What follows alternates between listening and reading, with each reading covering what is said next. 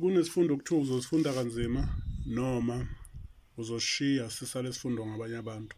Yini into eyenzeke kulezi ngane lezi la ngaphezulu. Angifuni ukuchaza ngibe kade kodwa-ke bengibheka lapha ku-Facebook ngathola ama-comment abantu abaningi. Abantu besifazane bathi noma kungathiwa udle u-10K besingekho isidingo sokuthi babulawe. Kusho abantu besifazane. They all comment the same thing. Bonke bakhomenta ngendlela eyodwa futhi efanayo.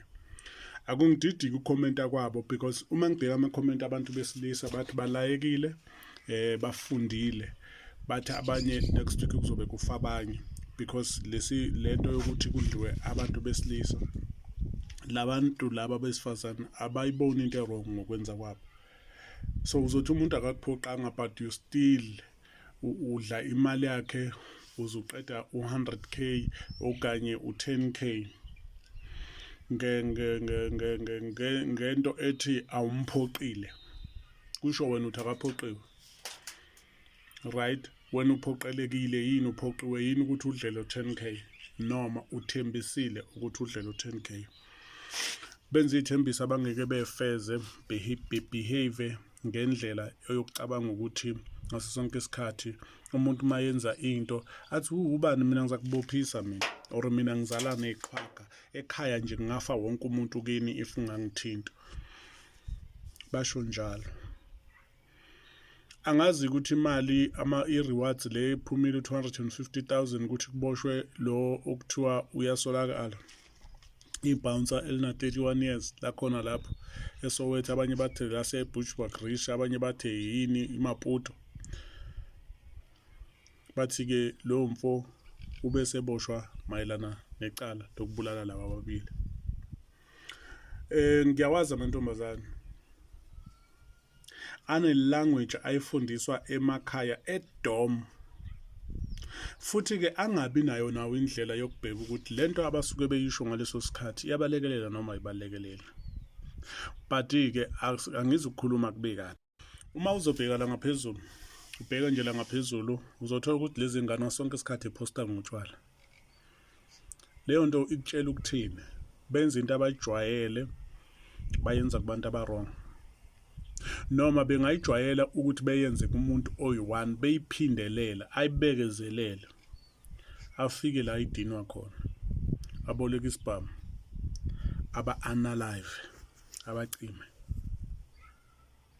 And mina ngokwami uma ngikhulumela iside lami ngizothi mina kubuhlungu kodwa ngokuthi asincenge ekuthenjwa ke la ku TikTok, asincenge ekuthenjwa qobo. Akekho nje umuntu esimsebenzelayo la ku TikTok, sonke sikhuluma nje into, sikhuluma ngedatha lethu ngesikhathi sethu. For a future lesson, ukufa kwengane ezincane futhi zibulawa kabuhlungu kanje, kuukuthi nezinye izingane ezicabanga ngemathaveni zicabangisisa. Kunabanye nje abacabanga ukuthi ngasonke isikhathi maye mabathaveni fanele ukuthi beyodunusa lapha ukuze bethole yonke into abayifunayo. Kanti yodunisela abantu abarong, mawuqeda uthi uyabaleka bekulande bekubulale. Bekulande bekubulale. Usuyafika ke ezulwini ngo4 entatha. Bayakubuza kwalapha ezulwini manginothi likhona nalelo zulu. Ubuya phi ngalesikhathi? Ubuye ethaveni. Usufikile yini kini? Cha, angifika ngekhaya. Pho ubekwa yini la? Sikhathi sini lesi? Uma nginokuthi izulu likhona. Usuhluleka kuphendula ngisho sofile ukuthi sikhathi sini leso ofika ngaso emazulwini.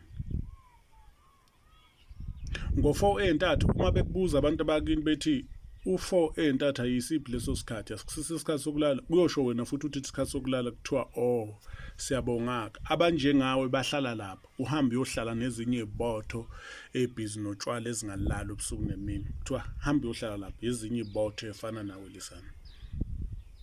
Ngokuthi ke lana sincenga ama followers, sincenga nama likes, sekufanele ukuthi sibe polite nento njenga ezi useless. Ukuba sethaveli nje in the middle of a night you must know one thing, uzohlangana necwele enezizokubulala. Awukwazi ukuhamba uyophuza ama-Astropez, especially uma kulezi ndawo zamathave. Cishe i-Astropez ilokhuzana A1, what you call ngazi noma lento ibizwa ngedampi noma ibizwa ngani angiyazi mina, kodwa ngeke ngayibona nje store uma ngidlula ithi 89 rand. Kushuthi uma usuyithenga ethaveli i-100 and something, automatically vele kuzoba easy ukuthi uma uphuze lokho lezo zinto ku-6 kubiza 100 rand kukodwa, kushuthi u-600 soqedile. Umuntu wesifazane uma iphuza 66 bebe babili, kushuthi 1.5 already gone. Then mhlawumbe uphuza ne-Hennies 600 and something, mhlawumbe uphuza nje nobunye utshwala oshampeni nje u-10k, it's nothing. Imali nje ongayiqeda nje kalona. Basebenza phi labantwana? That's a question that need to be asked. Basebenza phi labo bantwana? Ngizocela nje ukuthi ngi-add ama-comment abantu kulezi ngane. Ngifuna nje uku-add nje ama-comment. Ithini le comment?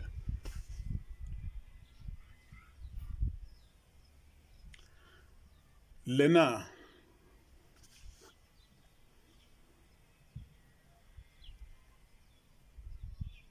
naye enye comment futhi.